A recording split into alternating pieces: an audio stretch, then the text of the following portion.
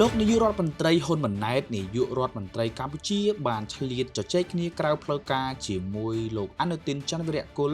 នាយករដ្ឋមន្ត្រីថៃនៅទីក្រុងកាហ្សានសហព័ន្ធរុស្ស៊ីទីដែលបើកកិច្ចប្រជុំកំពូលអាស៊ានរុស្ស៊ីថាបច្ចុប្បន្ននេះមិនមានការចាំបាច់ក្នុងការជជែកគ្នាពាក់ព័ន្ធនឹងការបើកច្រកព្រំដែនគោកទេប៉ុន្តែកម្ពុជាប្រកាន់ជំហរដោះស្រាយបញ្ហាព្រំដែនជាមួយថៃដោយសន្តិវិធីនិងស្របតាមច្បាប់អន្តរជាតិយោងតាមការចុះផ្សាយនៅលើទំព័រ Facebook របស់លោកហ៊ុនម៉ាណែតនៅថ្ងៃទី19ខែមិថុនាលោកបានលើកឡើងនៅចំណុចមួយចំនួនពាក់ព័ន្ធនឹងជំហររបស់កម្ពុជាក្នុងការដោះស្រាយបញ្ហាព្រំដែនកម្ពុជាថៃថាកម្ពុជាប្រកាន់ជំហរដោះស្រាយបញ្ហាព្រំដែនជាមួយថៃដោយសន្តិវិធីនិងស្របតាមច្បាប់អន្តរជាតិពាក់ព័ន្ធនឹងការបើកច្រកព្រំដែនគោកមិនមានការចាំបាច់ក្នុងការជជែកគ្នាក្នុងពេលនេះទេ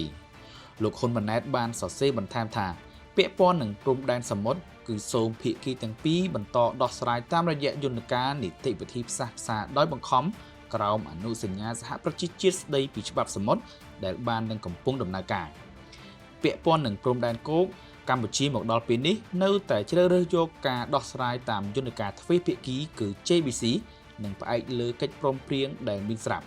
ប៉ុន្តែកម្ពុជាជំរុញឲ្យភាគីថៃរៀបចំតែងតាំងប្រធាន JBC ថៃនិងជំរុញឲ្យមានការចាប់ផ្ដើមចុះវាស់វែងនឹងខណ្ឌសីមាព្រំដែនឲ្យបានឆាប់ស្របតាមស្មារតីនៃសេចក្តីប្រកាសរួមថ្ងៃទី27ខែធ្នូឆ្នាំ2025ចំណុចទី3ដែលភាគីទាំងពីរបានចុះហត្ថលេខាទាក់ទងទៅនឹងបញ្ហាព្រំដែនគោកនេះកន្លងមកប្រមុខរដ្ឋស្ដីទីលោកហ៊ុនសែនបានប្រាប់ទៅភាគីថៃថា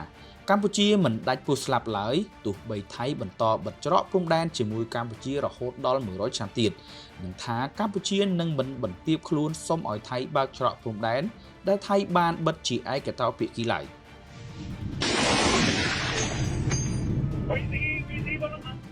គូបញ្ជាក់ថាជំវិញចំនួនព្រំដែនដែលមានការវាយប្រយុទ្ធគ្នាចំនួន2លើកកាលពីឆ្នាំ2025ប្រទេសថៃបានសម្រេចបិទច្រកព្រំដែនជាមួយប្រទេសកម្ពុជាជាឯកតោភាគីកាលពីពាក់កណ្ដាលឆ្នាំ